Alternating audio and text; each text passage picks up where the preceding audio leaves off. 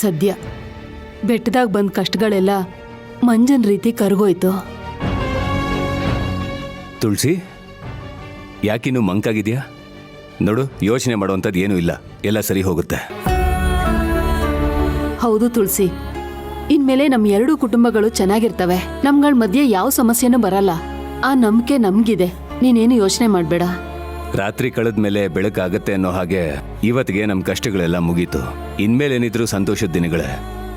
ಇಲ್ಲ ಮಾವ, ಇನ್ಮೇಲೆ ಸಮಸ್ಯೆ ಇರಲ್ಲ ಅಂತ ಹೇಳಕ್ಕಾಗಲ್ಲ.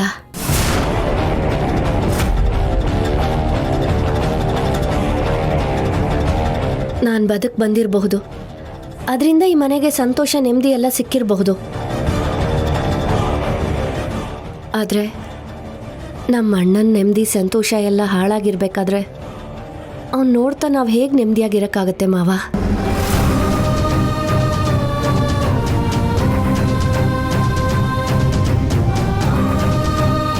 ಪುಟಿ, ನೀನು ಚೆನ್ನಾಗಿದ್ರೆ ಈ ಮನೆ ಚೆನ್ನಾಗಿರುತ್ತೆ. ನೀವೆಲ್ಲರೂ ಚೆನ್ನಾಗಿದ್ರೆ ನಾನು ಚೆನ್ನಾಗಿರ್ತೀನಮ್ಮ. ಸುಮ್ಮನೆ ಏನೇನೋ ಯೋಚನೆ ಮಾಡಬೇಡ.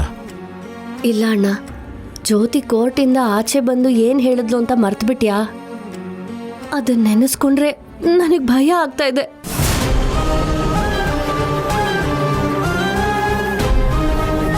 ಇಷ್ಟಕ್ಕೆಲ್ಲ ನಾನೇ ಕಾರಣ. ನಾನು ಎಲೆಕ್ಷನ್ಗೆ ನಿಲ್ಲಿಲ್ಲ ಅಂದಿದ್ರೆ ಇಷ್ಟೆಲ್ಲ ಆಗ್ತಾನೆ ಇರಲಿಲ್ಲ. ಯಾಕೆ ಹಾಗೆ ಅನ್ಕೋತೀಯ ಪುಟ್ಟಿ? ಆಗೋದೆಲ್ಲ ಒಳ್ಳೇದಕ್ಕೆ ಅನ್ಕೋ.